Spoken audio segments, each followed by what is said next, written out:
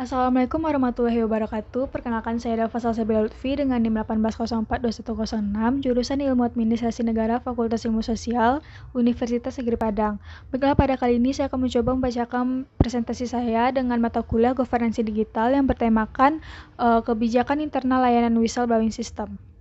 Dalam rangka menuju zona integritas wilayah bebas dari korupsi atau wilayah birokrasi bersih dan melayani, terdapat indikator yang harus menjadi bagian dari penguatan, yaitu penguatan pengawasan. Bentuk penguatan dapat dilakukan dengan melibatkan seluruh pejabat atau pegawai BSN dan masyarakat untuk berani melaporkan adanya tindakan pelanggaran praktik tindak pidana korupsi dengan memanfaatkan whistleblowing system. Whistleblowing system bertujuan untuk memberikan wadah dan panduan bagi whistleblower untuk menyampaikan laporan aduan terkait tindak pidana korupsi yang terjadi atau akan terjadi yang melibatkan pegawai BSN dan orang lain yang berkaitan dengan dugaan pelanggaran yang dilakukan di BSN dengan memberikan perlindungan kepada whistleblower. Selanjutnya kita memasuki definisi kebijakan internal dalam whistleblowing system. Whistleblowing system adalah mekanisme penyampaian pelaporan dugaan tindakan pidana korupsi yang telah terjadi atau akan terjadi yang melibatkan pegawai BSN dan orang lain yang berkaitan dengan dugaan pelanggaran yang dilakukan di BSN. Whistleblowing system merupakan bagian dari pengendalian internal perusahaan yang digunakan untuk mengungkapkan pelanggaran yang terjadi dalam perusahaan. Setiap orang yang melapor pelanggaran disebut whistleblower. Whistleblower merupakan seorang karyawan atau masyarakat yang melaporkan atas adanya praktik kecurangan yang terjadi di lingkungan perusahaan maupun pemerintahan, di mana laporan tersebut dapat diutarakan langsung oleh pihak internal ataupun pihak eksternal yang mengetahui terjadinya praktik kecurangan. Layanan whistleblowing system merupakan tugas atau fungsi yang memberikan manfaat dalam pengelolaan whistleblowing system kepada instansi pusat atau pemerintah daerah. Whistleblowing system yang dimaksud adalah layanan whistleblowing system berbasis elektronik. Maladministrasi adalah perilaku atau perbuatan melawan hukum, melampaui wewenang, menggunakan wewenang untuk tujuan lain dari yang menjadi tujuan wewenang tersebut, termasuk ke dalam atau pengabdian kewajiban hukum dalam penyelenggaraan pelayanan publik yang dilakukan oleh penyelenggara negara dan pemerintahan yang menimbulkan kerugian material atau imaterial bagi masyarakat dan orang perseorangan. Selanjutnya, layanan whistleblowing system di Badan Standarisasi Nasional.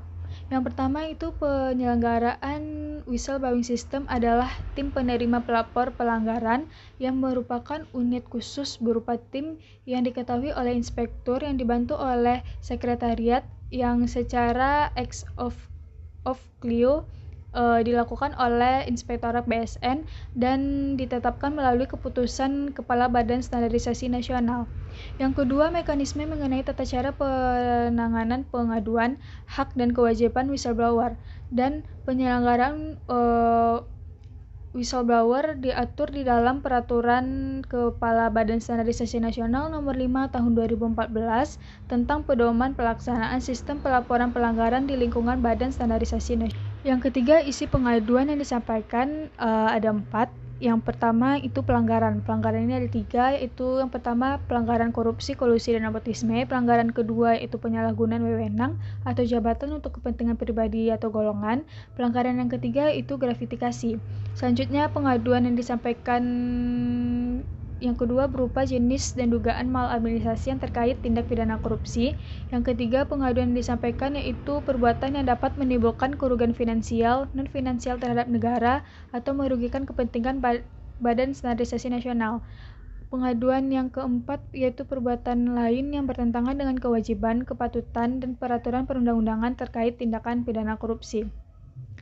Yang keempat ada WHS memiliki layanan yang 4 layanan, yaitu yang pertama diseminasi atau penyebaran satu arah seperti menerima informasi pengaduan dari whistleblower. Yang kedua, interaksi seperti mencari informasi dan menyampaikan laporan. Yang ketiga, interaksi seperti menyampaikan laporan dan sistem dapat merespon kepada whistleblower seperti kemajuan penyelesaian laporan, resolusi laporan, perlindungan kerahasiaan whistleblower, dan penerapan mekanisme tersangka. Yang keempat, kolaborasi dengan integrasi dengan layanan manajemen kinerja atau dengan layanan SPBE instansi pemerintah lainnya. Yang kelima, whistleblowing system selalu dikembangkan dengan menyesuaikan terhadap perubahan lingkungan teknologi dan kebutuhan Badan Standarisasi Nasional. Yang keenam, kebijakan internal layanan whistleblowing system dipantau, dinilai, dan dievaluasi secara berkala terhadap perubahan lingkungan teknologi dan kebutuhan Badan Standarisasi Nasional oleh tim penilaian SPBE disusuri Kementerian Pendayagunaan Aparatur Negara dan Reformasi Birokrasi. Baiklah, sekian materi yang dapat saya sampaikan. Mohon maaf jika ada kesalahan. Assalamualaikum warahmatullahi wabarakatuh.